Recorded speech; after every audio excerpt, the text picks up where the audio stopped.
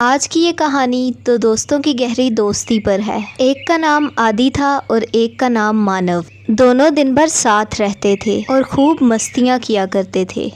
एक दिन मानव आदि से कहने लगा, आज से मैं तुम्हारा आका, तुम्हें मेरी सभी बातें माननी होंगी, समझ आई नादान। तभी आदि कहने लगा, जो हुक्म मेरे आका। और दोनों हंसने लगे। हा हा हा।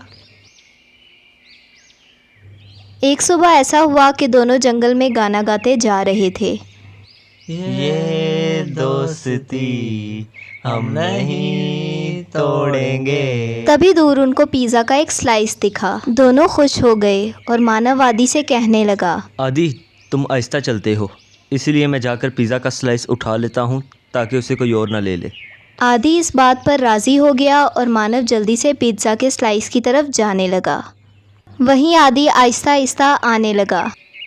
स्लाइस के पास पहुंचते ही मानव की नीयत बदल गई। मानव सोचने लगा, मन तो कर रहा है ये पूरा मैं खा लूँ। अगर आदि आ गया तो इस छोटे से टुकड़े से मुझे क्या मिलेगा। तभी मानव ने एक प्लान बनाया। हाँ, मैं आदि को कह दूँगा कि यहाँ तो कोई टुकड़ा था ही नहीं। मानव ने स्लाइस खाना शुरू कर दिया। आदि ने मानव को स्लाइस खाते देख लिया। तभी आदि ने पीछे से आवाज़ दी, मानव, ये तुमने क्या किया? तुमने अकेले ही खा लिया? अरे अरे नहीं भाई, यहाँ तो कुछ था ही नहीं। मानव, झूठ मत बोलो, मैंने तुम्हें खुद खाते देखा है। तुमने एक पिज़्ज़ा के स्लाइस की खातिर हमारी दोस्ती ख़राब की। मुझे तुमसे ये उम्मीद ना थी। यूं दोनों में लड़ाई हो गई और दोनों अपने अपने रास्ते जाने लगे। पूरा रास्ता आदि बहुत ही दुखी था कि मानव ने एक पिज़्ज़ा के स्लाइस के लिए मुझे धोखा दे दिया।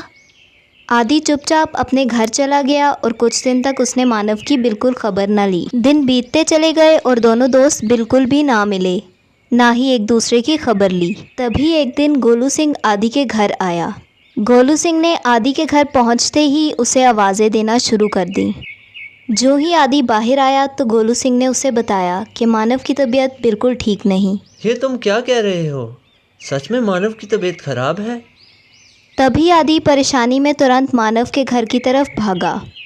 रास्ते में उसे अपनी दोस्ती के सभी किस्से याद आ रहे थे। घर के पास पहुंचते ही आदि ने बाहर से आवाज़ें देना शुरू कर दी। अंदर जाते ही आदि ने मानव से कहा, दोस्त, तुमने अपना ख्याल क्यों ना रखा? आदि को देखते ही मानव की आंखें नम हो गईं और वो कहने लगा, आदि मुझे माफ़ कर दो, मैंने तुम्हारे साथ बहुत गलत किया।